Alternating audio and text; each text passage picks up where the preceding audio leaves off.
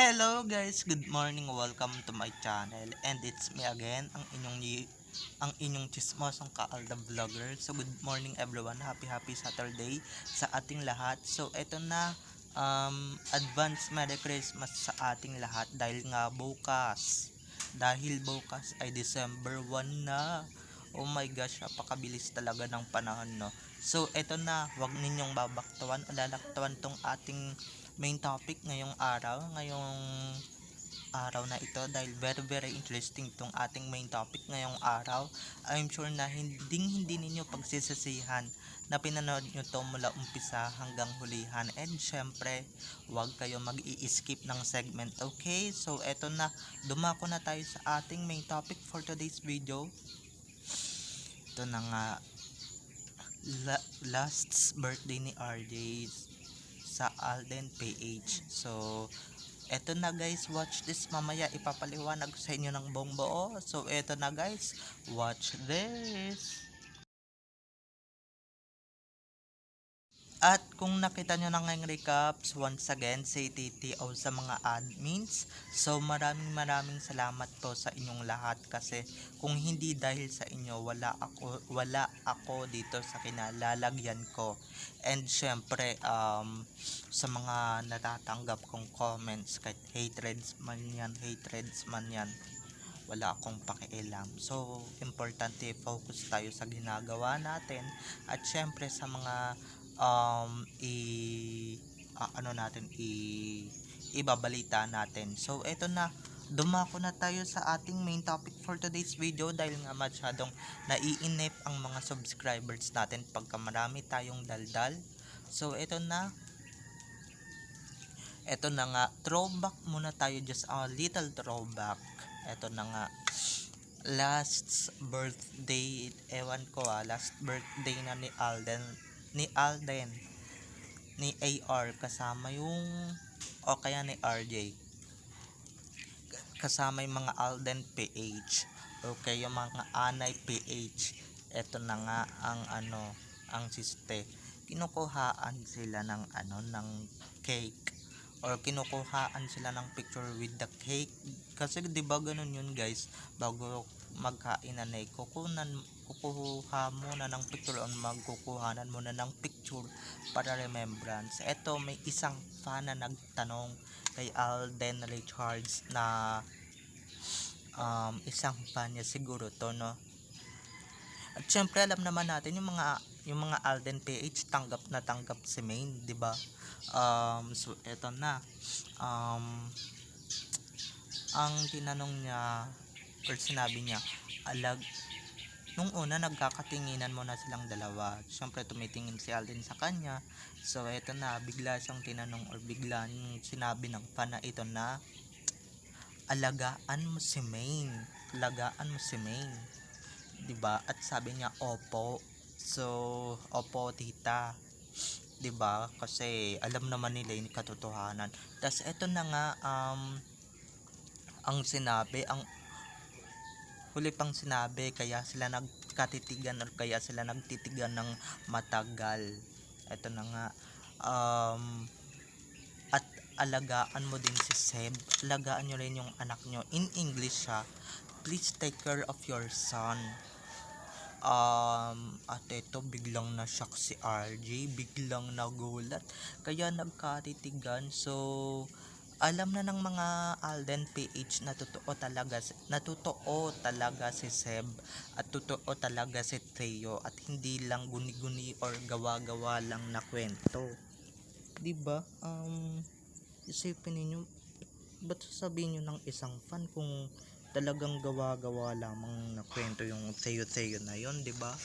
At ba't niya sasabihin, at ba't niya paaalahanan si RJ, or ba't niya i-remind si RJ na ganun yung gawin, di ba?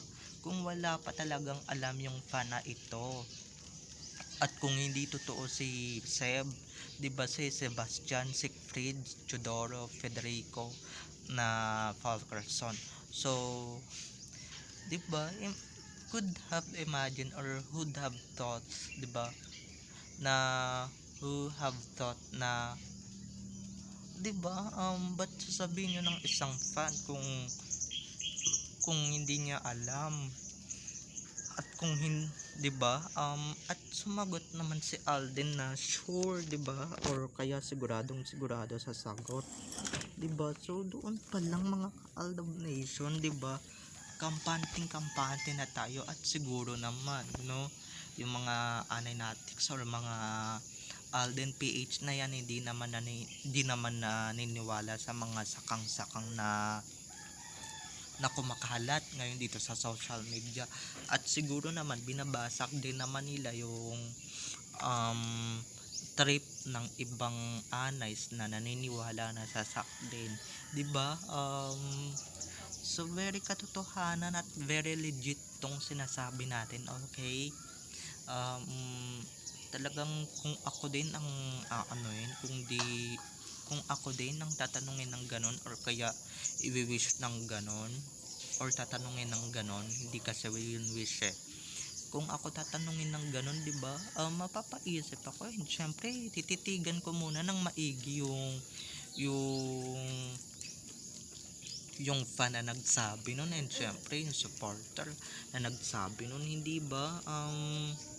At talagang ba't niya alam, ba't niya so eto siguro mga 20 something to, hindi ko lang alam, 2 years old pa lang na ito si Theo. So totoo pala si Theo, 'di ba?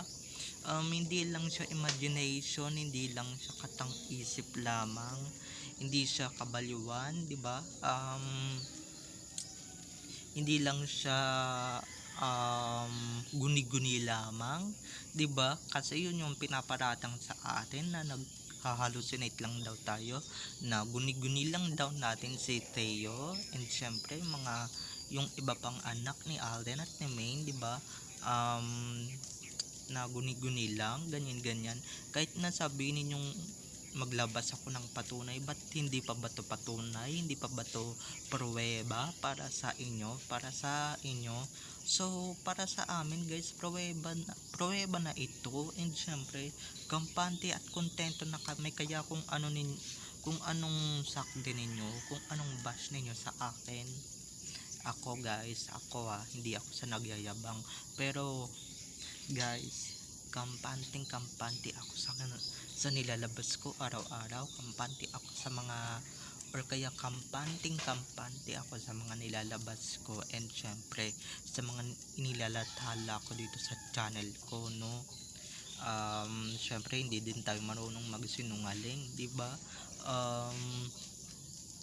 So yung mga Alden PH guys, kakampi natin yan, and syempre katribon din natin yan, kasi nga isa din sila sa mga naniniwala na may Aldab talaga sa totoong buhay, and syempre may anak na yung Aldab sa totoong buhay. Kaya just chillax lang and be patient, kampante lang tayo mga ka-Aldab Nation. Malalaman din natin ang katotohanan na talagang itinatago ni na Alden at Maine, okay? So yun ang katotohanan natin for today's video. So hahabaan ulit natin to mga 13 minutes siguro para sa ganun mabusog kayo sa mga updates natin for today. Kaya ito na, sa mga nagsasabi mismong Alden PH na talaga guys ang nagsabi, Alden PH na mismo ang naglabas ng ebidensyang ito na talagang totoo talaga. At siguro naman guys, marami ding nakarinig nito, marami din naman naka-hear kung ano talaga yung sinabi ng isang fan kay RJ, no? Hindi naman siya 'di ba? Siguro naman hindi lang mapansin ng iba, 'di ba?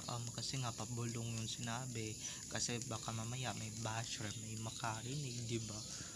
Ito from 2 years ago lang to, or from di ko alam kung kailan, basta ilang years ago na to. Basta ako tuwang-tuwa ako talaga sa nangyari, no, sa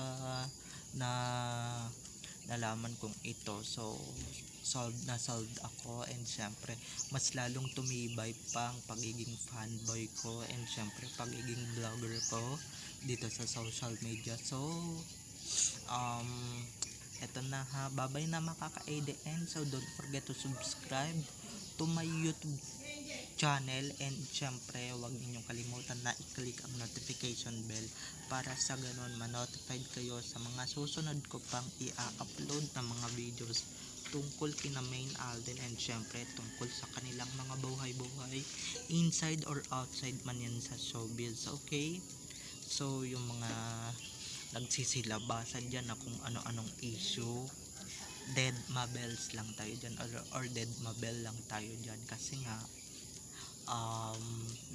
dead matologist lang tayo dyan, kasi pagka pinansin pa natin, alam niyo naman, di ba, lalo pang lalala at lalo pang lalala ang sitwasyon, di ba, lalo pang titindi ang mga topak or mga saltek ng mga kampo ng animales dito sa social media. So wag na lang natin pansinin, just be focused what our doing, and syempre for a good cause, di ba, for the good energy, good vibration, good anything to our life. Okay, so bye-bye na mga ka-ADN, enjoy watching, have a nice day, keep safe, and God bless.